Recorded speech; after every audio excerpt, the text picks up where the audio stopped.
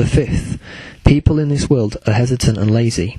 They do not want to do good deeds, neither do they want to cultivate and practice dharmas. They disobey and revolt against their parents' exhortations. They are like foes to each other. It is better for one not to have any children. They are ungrateful and do not repay the kindness their parents rendered. They fool around, disregard all restrictions, and indulge in wines and tasty food. They are dull, rampant, and defiant, unable to see the fitness of things. They lack honour and courtesy, and cannot take advice and admonition. They totally disregard their relatives' and friends' daily needs, and do not worry a bit about it.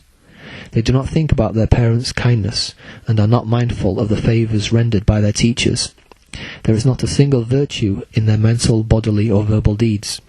They do not believe the Buddhist sutras and dharmas, neither do they believe in the cycle of birth and death, or in good and evil. They intend to harm sages and sow discord among the Sangha members. These people are stupid and ignorant, but consider themselves to be wise men. They do not know where they come from before their birth, nor to where they will go after. They are neither kind nor amiable, but they still want to have a long life. They do not want to believe even when someone teaches and advises them with kindness, and it will not bring any benefit to these people, even with exhortation of earnest words. Their minds are blocked, and they are unable to be enlightened. When they are about to die, they will regret and fear. They have not previously cultivated the good, and only feel sorry in time like this. What is the use of feeling regretful later? In the universe, the 5 destinies are clearly divided.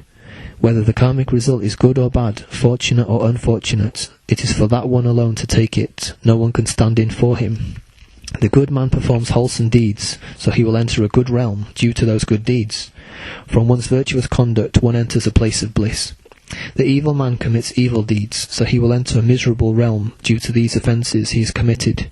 He will go to a dismal world. Who will know all of this? Only the Buddha will. Very few will believe and practice according to the Buddha's teaching and instructions. Birth and death will continue endlessly, and the evil paths will never disappear. The number of people who are like this is countless. Thus the 3 evil realms of existence exist naturally. Once one is revolving amidst them, the suffering and hardships are boundless. Life after life and kalpa after kalpa, it is hopeless for one to get out. To be liberated from it is extremely difficult, and the misery is unspeakable. Such 5 evils, 5 sufferings, and 5 burning punishments are like blazing fires searing one's body.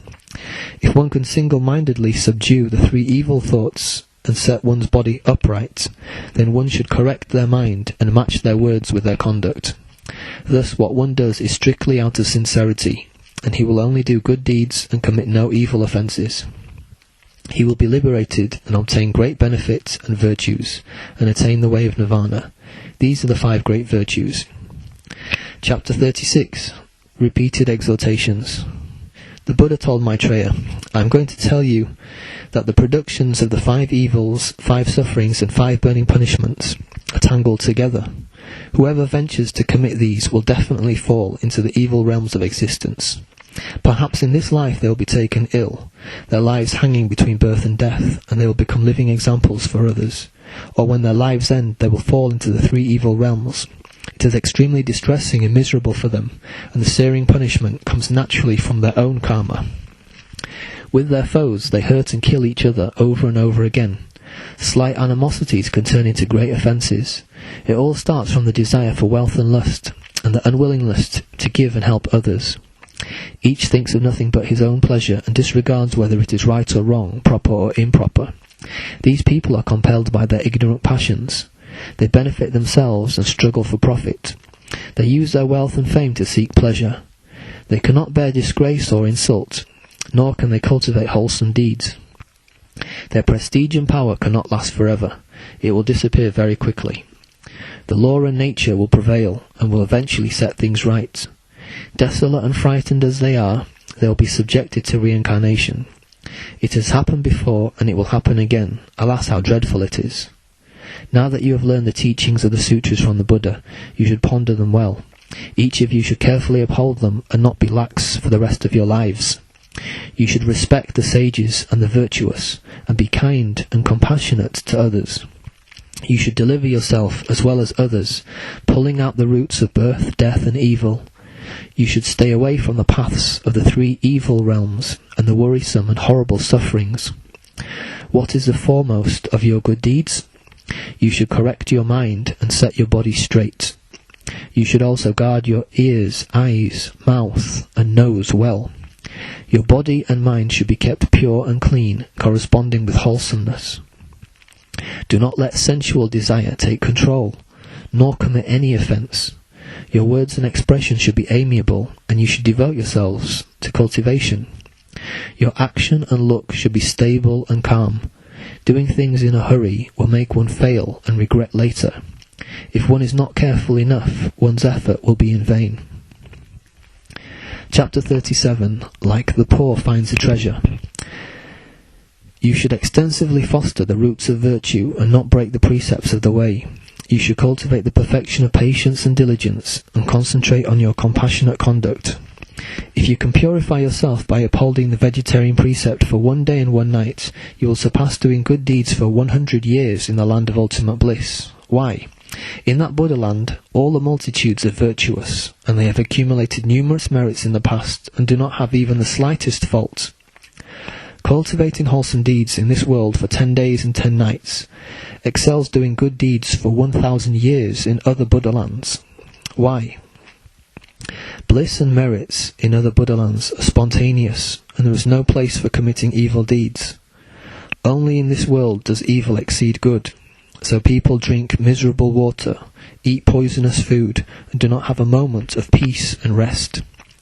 With deep compassion, I exhort you with earnest words, and teach you the sutras and dharmas.